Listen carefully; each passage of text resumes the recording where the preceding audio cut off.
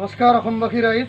এয়া নিশা পৌনে 10:30 বাজিছে আৰু এই 10:30 বজাত মধ্য কামৰূপ মহাবিদ্যালয়ত 9জন আৱাসীক তেখেতসকলে ক'ৰ পৰা আহিছে নাজানো, কিন্তু আমাৰ এই মধ্য কামৰূপ মহাবিদ্যালয় কোৱাৰেণ্টাইন চেণ্টাৰত অংশগ্ৰহণ কৰিব। মই তেখেতসকলৰ দুই এজনৰ মত বিনিময় কৰিম। ভাইটি নমস্কাৰ গ্ৰহণ কৰিবা। ক'ৰ পৰা আহিছ? তামিলনাডু। তুমি তামিলনাডুত কি কামত ব্যস্ত আছিলা? ঠিক আছে, নমস্কাৰ থাকিল। এয়া মধ্য কামৰূপ মহাবিদ্যালয়ৰ কোৱাৰেণ্টাইন চেণ্টাৰৰ দৃশ্য। নিশা 10 বজাত 9জন আৱাসীক আহি আমাৰ ইয়াত অংশগ্ৰহণ কৰিব বিচাৰিছে। মই আটাইকেইজনৰে পৰিচয় ল'ব নোৱাৰিলেও দুই এজনৰ ল'ম। ভাইটি নমস্কাৰ গ্ৰহণ কৰিবা। নমস্কাৰ। তুমি ক'ৰ পৰা আহিছ?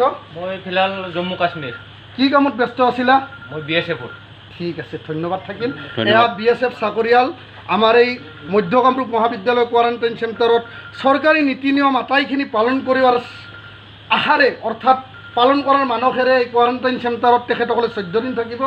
মই তেখেতসকলক সুন্দৰভাৱে বুজাই পৰাই দিম। কোৱাৰেণ্টাইন চেণ্টাৰৰ নীতি নিয়মাৱলী সম্পৰ্কে কেনেকৈ চলিব লাগে, কি কৰিব লাগে আটাইখিনি বুজাই দিম। ঠিক আছে। ইয়াত এই আমি তাত বিচনাৰ আটাইখিনি সামগ্ৰী থৈ দিছোঁ। তাত চেনিটাইজাৰ আছে, তাত চাবোন আছে, আৰু তাত হেণ্ড ৱাশ্বিং আছে, তাৰপিছত তোমাৰ আঁঠুৱা আছে, আদি ইত্যাদি ইত্যাদি আছে। আৰু অহাকালি ৰাতিপুৱা আমি আপোনালোকৰ ৰুমে ৰুমে যাম, আপোনালোকক ডাষ্টবিন দিম। আৰু ডাষ্টবিনটোৰ ব্যৱহাৰটো শিকাইছোঁ। আপোনালোকে জানে আটাইখিনি ডাষ্টবিনটো এনেকৈ ভৰি দি চটকি দিব লাগিব আৰু ইয়াৰ মুখখন খোলা খাব। আটাইখিনি লেতেৰা সামগ্ৰী ইয়াত ভৰাব লাগিব। আৰু ইয়াতে এটা গাৰা আছে, খাল আছে, খালত আমি নিজে আনি পেলাই দিব লাগিব। আমি ইয়াত 4জন কৰ্মচাৰী আছোঁ, চাফাই কৰ্মী। আমি সেইখিনি জুই জ্বলাই দিম আৰু লগতে আপোনালোকক য'ত পৰনাস্তিক যিমানখিনি পাৰোঁ চাফ চিকুণকৈ ৰখাৰ চেষ্টাত অব্যাহত ৰাখিম। ঠিক আছে। ইমানতে চাৰ আহাৰ অলপ এইখিনিতে চাৰ আহাৰ মই সাক্ষাৎ ল'ব বিচাৰিছোঁ। এয়া আমাৰ ইনচাৰ্জ ছাৰ, নমস্কাৰ গ্ৰহণ কৰিব। এখেত আগতে আমাৰ ইয়াত ডিউটি কৰি গৈছে মধ্য কামৰূপ মহাবিদ্যালয়ত। আজি তেখেতৰ দ্বিতীয় নিশা। অৰে নিশা এখেতে মহৰ কামোৰ খাই এই চেঙা মধ্য কামৰূপ মহাবিদ্যালয়ৰ কোৱাৰেণ্টাইন চেণ্টাৰত তেখেতে শ্ৰমদান কৰিব। তেখেতক মহে কামুৰিব। তেখেতৰ পৰিয়াল আছে। এই মহাকাল অৰ্থাৎ মানৱ সভ্যতা নিধন কৰিব খোজা কৰোণা ভাইৰাছৰ প্ৰতিৰোধৰ স্বাৰ্থত, কৰোণা ভাইৰাছৰ বিপক্ষে যিসকলে যুঁজি আছে তেখেতসকলক প্ৰেৰণা দিয়াৰ স্বাৰ্থত তেখেতে আমাৰ ইয়াত আজি 2 দিন ধৰি শ্ৰমদান কৰিলে। মই আকৌ এজন ছাৰৰ ওচৰলৈ নমস্কাৰ গ্ৰহণ কৰিছোঁ। ছাৰ, আপুনি ক'ৰ পৰা আহিছে? মই বান্দালি। আপুনি ইয়াত কিমান সময় ডিউটি কৰিব ছাৰ? 10টাৰ পৰা 6টা। ঠিক আছে। আমি ছাৰ অধ্যক্ষ ছাৰক পুনৰ সুধিছোঁ। অধ্যক্ষ ছাৰক মই এটা ৰিকুৱেষ্ট কৰিম।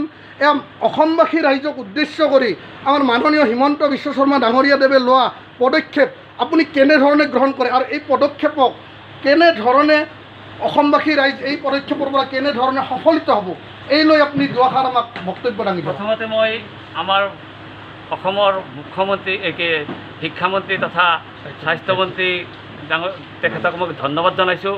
তেখেতৰ পদক্ষেপটো সঁচাকৈ বৰ ভাল লাগিছে আৰু আশা কৰিছোঁ ভৱিষ্যতেও এনেকুৱা কৰ্ম তেখেতে কৰিব বুলি আশা ৰাখিছোঁ।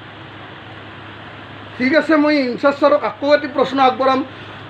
হিমন্ত বিশ্ব শৰ্মা ডাঙৰীয়া যদি মুখ্যমন্ত্ৰী হয় তেতিয়াহ'লে অসমবাসী ৰাইজে তেখেতৰ পৰা আৰু অধিক কিবা আশা কৰিব পাৰেনে ছাৰ? মোৰ ধাৰণা মতে নিশ্চয় আৰু অধিক আশা কৰিব পাৰিব বুলি মোৰ এটা বিশ্বাস আছে। ঠিক আছে, ধন্যবাদ থাকিল। মই আকৌ এজন ছাৰৰ পৰিচয় ল'ব লাগিব। নমস্কাৰ গ্ৰহণ কৰিছোঁ ছাৰ, আপোনাৰ পৰিচয়টো দিয়ক। মোৰ নাম আব্দুৰ ৰহমান। মোৰ ঘৰ নলবাৰী ডিষ্ট্ৰিক্টৰ 2 নম্বৰ লাৰকুছি। ছাৰ, আপোনাৰ পৰিচয়টো দিব।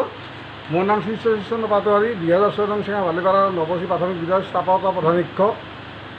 মই আজি ৰাতি 2 দিন এই কোৱাৰেণ্টাইনত কাম কৰিলোঁ, ডিউটি কৰিলোঁ ৰাতি 10টাৰ পৰা ৰাতিপুৱা 6 বজালৈ। আৰু যিখিনি আমাৰ ভাৰত চৰকাৰৰ প্ৰধানমন্ত্ৰী নৰেন্দ্ৰ মোদী ছাৰ আৰু হ'ল আমাৰ অসমৰ শিক্ষামন্ত্ৰী তথা স্বাস্থ্যমন্ত্ৰী হিমন্ত বিশ্ব শৰ্মা ছাৰে যিখিনি কাম কৰিছে চৰকাৰৰ হকে বা ৰাইজৰ হকে, সেইখিনি মই সভাপতি হিচাপে ভাল পাইছোঁ আৰু চবৰে মংগল কামনা কৰিছোঁ। তেখেতে পৰিচয় লৈছোঁ।